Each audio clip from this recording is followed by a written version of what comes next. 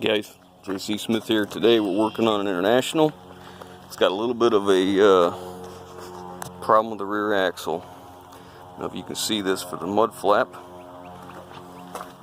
Turn it this way, make it easier to see.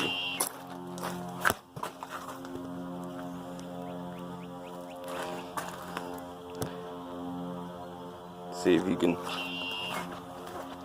see what I'm talking about here. I'll go to the other side.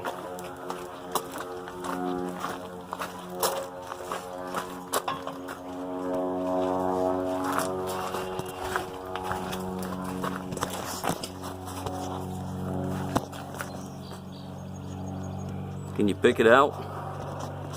This axle is shifted. The center pin on the leaf spring has broke and allowed the axle to slide back. You can tell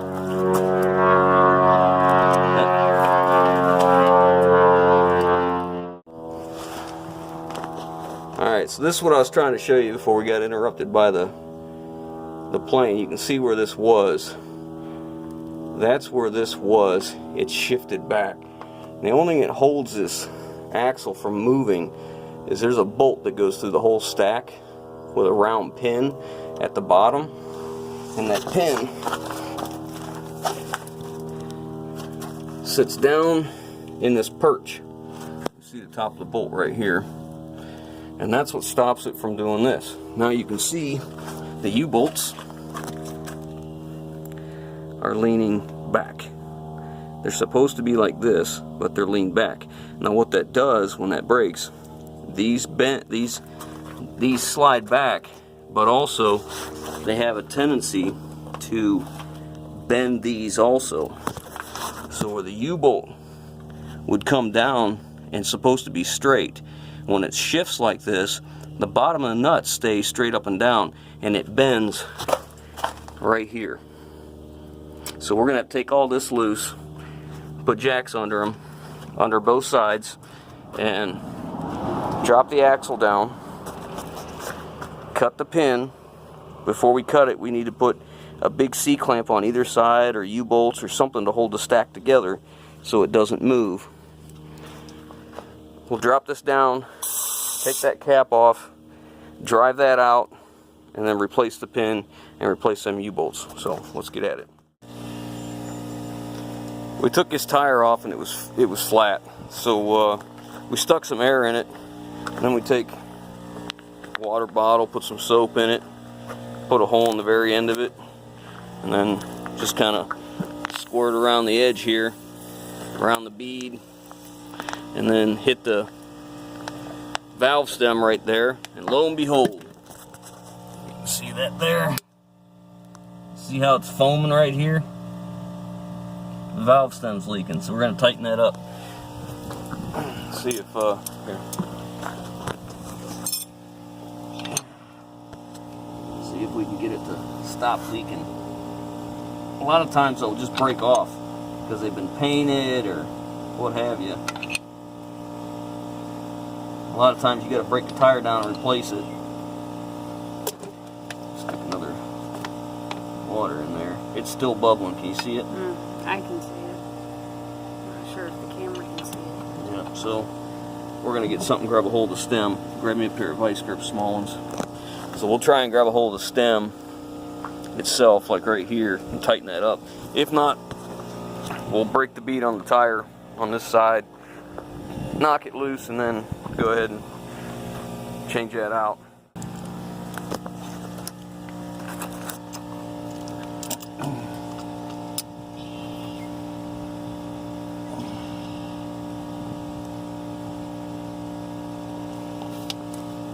Make sure I'm squeezing down below the needle valve so that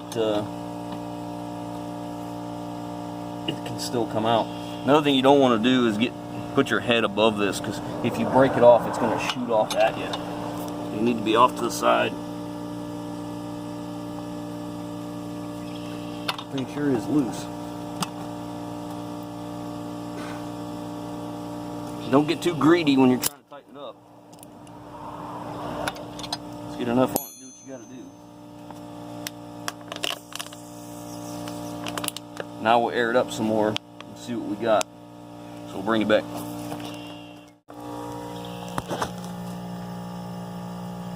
Alright, so we put some foamy soap around it, and there's no bubbles. You know what we say? No bubbles, no troubles. I'm going to call that good. And take this up, air this up the rest of the way, and set it aside and get working on that. Okay, I got my cribbing under here. So what we're going to do is let the truck down and rest the axle on the cribbing. Take both sides U-bolts loose. These ones have to come off completely. That side over there we have to loosen up. Probably take them out and inspect them, make sure they didn't get tweaked. If they did, we're going to replace them too. You can see how these ones got stressed and all the rust popped off right there. That gives you a good angle of where straight's supposed to be. So anyways, we'll take the U-bolts loose. We're going to set the truck down so the axle rests on the cribbing. We'll lift the truck back up, we'll put jack stands underneath it, and then we'll start doing our work. Alright, so you can see how the leaf springs are starting to separate in there. See the daylight between the springs. So that tells me for sure that center bolt's broke. So we're just going to easily lift it up, but we're going to support the front of the pinion first so that the axle doesn't just drop and it move out of the way. So we're going to try and do this as controlled as possible. I mean, it's big, it's heavy and all that, so it's going to take a little effort, just a little bit of time. Okay, so here are the driver's side, which didn't appear to be bent, and they're laying flat here. And here's the passenger side that we thought were bent. And you can see how much gap is underneath these ones, these two here, and then these ones are flat. And just like we thought, there's the culprit. There's the head of the pin, or the bolt, and we can see we're getting ready to cut that off. It's meant to come up through the bottom and then nut on the top. But you can see what happened. You know, the pin comes loose and allows it to move, because this is the only thing that centers that axle and keeps it centered once it's squished down there with the squeezed tight with the U-bolts. So let's get that one out, get it measured, and get a new one. Alright, so here's something we do first. I put a C-clamp here and then make it to where this bolt goes up and down real easy so that they're all lined up, so when you go to put the new one back in, it's a lot easier, not fighting them. I don't have a C-clamp big enough to grab the bottom ones, and I'm not going to stop to go get it, so I'll go ahead and fight these. When we're ready to set this on, we'll lift the box up higher, the bed, and shove the bolt in the bottom. But right now we're just going to cut this head off of this one and get it out of here. Okay, so our bolt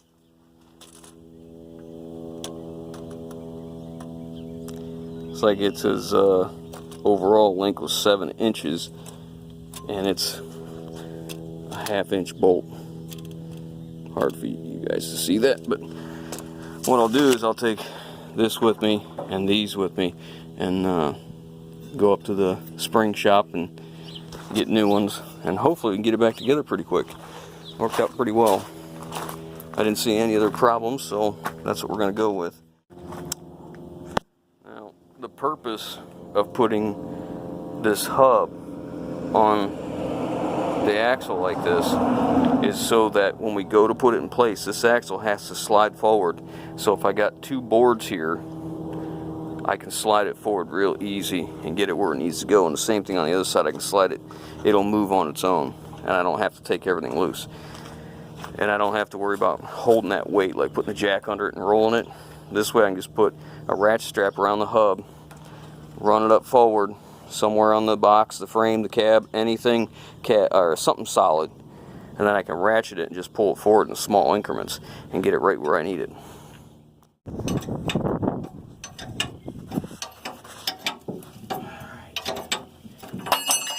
We got our parts. I got the center pin in. I'm just holding it here with vice grips, and I've got a block in here set between the axle and the truck, so it helps to push this down and collapse it. So I'm not using the bolt to squeeze it. I'm letting the weight of the truck do most of the work. And once I get it close,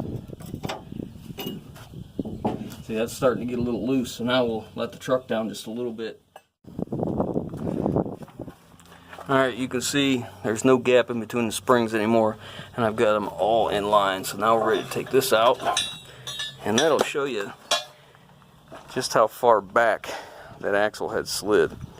So now what we're going to do is cut off the top of that, because it can't protrude past the top of the plate that goes here. Otherwise it'll hit the bump stop. So we'll cut that thing off about flush. You can see where the bump stop has hit here before. So we'll get the angle grinder, the cutoff wheel, cut that off, and then we're ready to slide this axle forward as we bring this down. Alright, we got that cut off. I left just a few threads. And now we've got our new U-bolts. And I'm going to set them in there before we do. Like, take them, stick them in some used motor oil.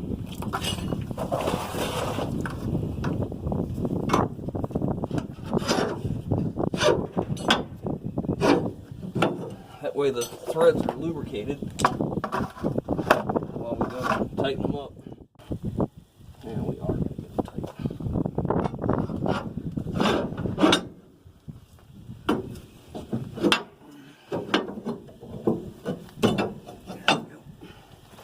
Okay, now I'm going to hook up my ratchet and start ratcheting this way. First I got to get a rag. Alright. Tell me when to stop. When these look like they're straight up and down, both U-bolts look straight up and down, I'll stop. Okay.